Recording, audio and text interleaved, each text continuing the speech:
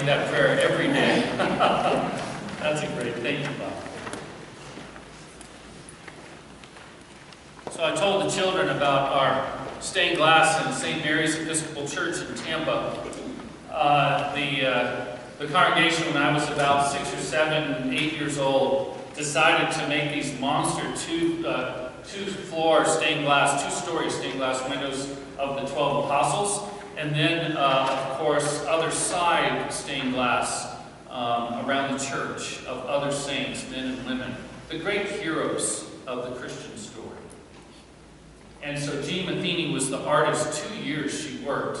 She wouldn't let, like a good artist, she wouldn't let anybody see what she was doing until it was ready to be unveiled. And so we had a big church service, I think it was around this time of the year, as I think about it, and the community was invited, the Tampa Tribune reporter was there, and right in the middle of the service, they took off the covers from the stained glass, and there was an audible gasp in the congregation. Does anybody remember this sermon, by the way? You don't? Good. I'll preach this next year as well, for All Saints. Wonderful. There were the 12 apostles, but St. Bartholomew was the South Tampa postman who delivered mail to the church for 30 years. St. John was the beloved former rector, John Mangrum, who people absolutely adored as a priest, as did I.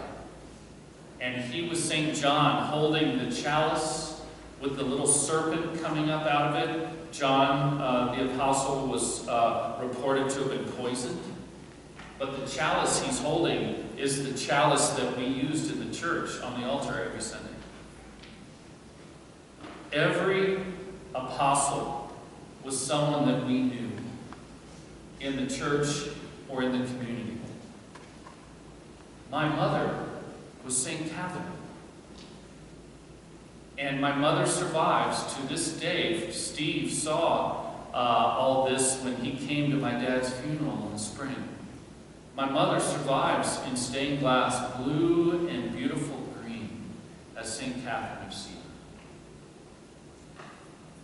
Jean Matheny, the artist, had told no one about what she was doing. But the message was very clear. Do you understand her message? The great saints of God are not just people that lived a long time ago in some dusty past. The great saints of God are the people that you're seated right next to right now. You are the saints of God. You go marching in and out. You're the one upon whom the sun shines. You and I are the ones that represent Christ's love to a world that can be so dark and so broken. I'm not joking, and I'm not speaking metaphorically or theologically. You are the saints of God. We said goodbye to the matriarch of our church yesterday and today, Cathie Douglas, 96 years old. Cathie and Morgan helped build the Vail Valley Medical Center. They helped build the Vail Interfaith Chapel. They helped do a remodel of the Vail Interfaith Chapel, and they also helped build this chapel. Cathie was raised in a generation that had to look monstrous evil in the face and stand against it. And when they did that believing, can you imagine this? That God was actually on their side to stand against evil and vanquish it. Who even uses language like this anymore? And this generation, and it was not a guarantee, by the way. Think about being Cathie Douglas in 1939. Think about being Cathie Douglas in 1940. There is no guarantee that the history unfolds the way that it did, because someone had to stand up and change it, and that's what they did. And without exception, all of those people came back from that war and they went to church. And they had the most beautiful faith. The first definition of a saint is someone that knows what they know and who they know. It is not a debate. It's not intellectual. It is deep-rooted trust that God is in his heaven, that Jesus is exactly who he said he was and is, and that God's plan is working itself out. Period. One of the great emergency room doctors, I won't name him because we're being videoed, one of the great ER docs, and by the way, in ER language, this is a compliment. When I've asked him repeatedly, he's come to our church from time to time, I said, would you come to our church? He says, I'm not sure about this Christian stuff, but I will tell you this, you all die better. That's a compliment for an ER doctor. We die better. Why? Why would he say that? Do you think it has anything to do with the faith that we know the rest of our story? That we know that God will take us, God has us, God will never let us go, and that we're not going to some mystical place. When we die, we're going back home. And that God has it all figured out. That deep-rooted faith, that trust. If you're British, it's not the name of an insurance company, even if you watch Monty Python. The blessed assurance, if you sing English hymns.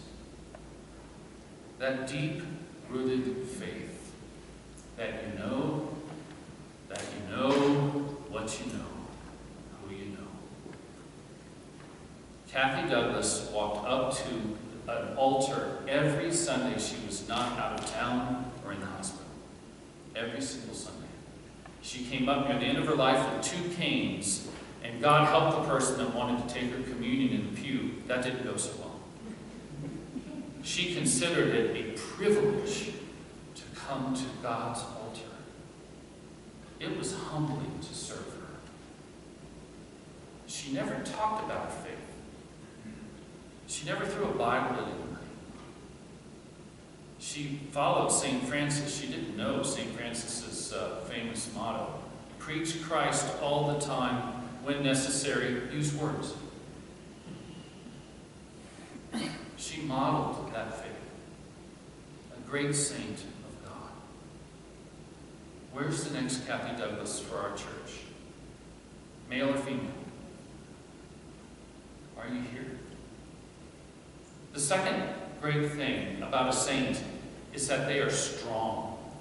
Really strong. If you read, and we're going to sing one of the children's songs, one of those great English children's songs that teaches you about the saints of the church.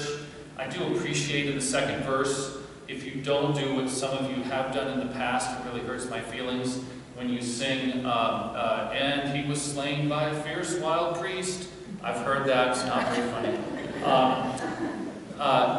That these saints underwent tremendous suffering and hardship. The one thing that Cathie Douglas never did is whine. She did pretty well, but she didn't whine. That generation never self-narrated, never monologued, never. When I visited Cathie after her husband Morgan died, like a month shy of their 70th wedding anniversary. Can you imagine? And they enjoyed it. 70 years. I visit like the good priest should, coming to the widow, to talk about the grieving and the loss. Cathie Douglas did not say one word about herself.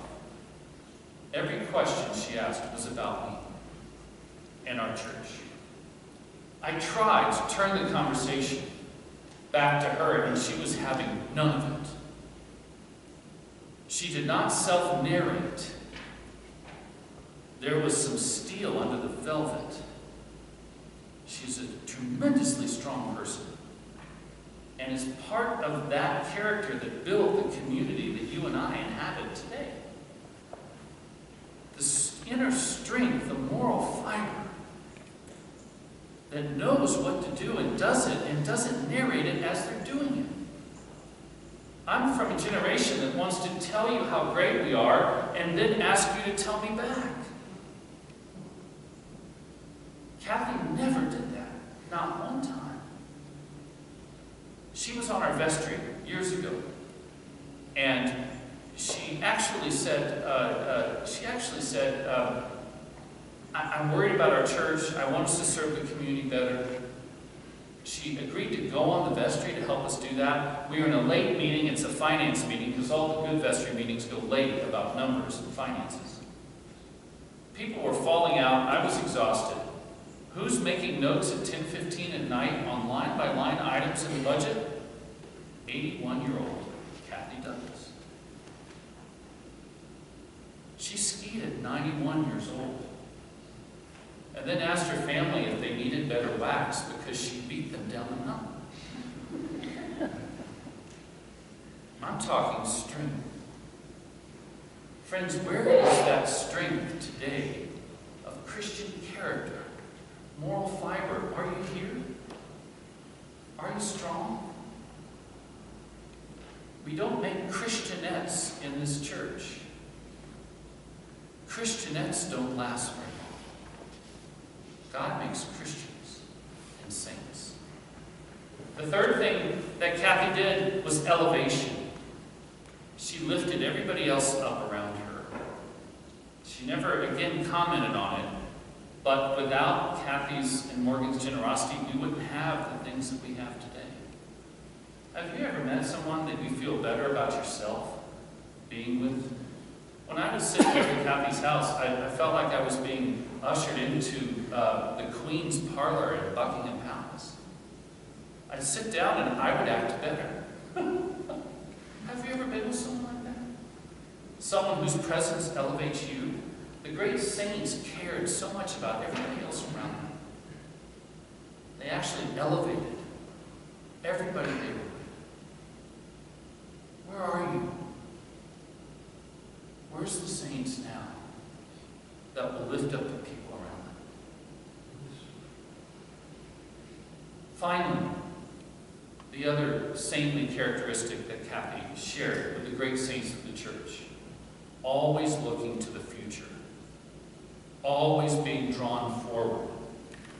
The chair you're sitting in was envisioned by Cathie in West Meadow Drive in Vail. 3 months after I arrived in 1995, she started asking what we were going to do for the families of the people down Valley. You're sitting in the chair you're sitting in because Cathie envisioned, and Morgan, her husband, envisioned an interfaith chapel down here. Isn't that amazing? Cathie, one of the oldest members of our church, constantly asked me about the children and youth of our church. Cathie always went forward. She never went back. Well, where are you now? The people that are looking forward. John is not talking about 2015. He's talking about 2017. We're not going to call a youth minister because we had a great past. We're calling a youth minister because our kids need help now. Here. In the life they're living, and that I consider to be heroic most of the time if you're a teenager. We need to move forward into God's future together. Great saints always bring us forward. That's what Cathie did. Friends, wonderful day to be a saint. We're not going to put stained glass windows up at the Edwards Chapel, I'm sorry. I wonder who would be in stained glass. Isn't it interesting to think about? If we did, I'd make one vote be Cathie, but my second vote would be you. You are the saints of God. You are the ones that the light shines through. Thanks be to God.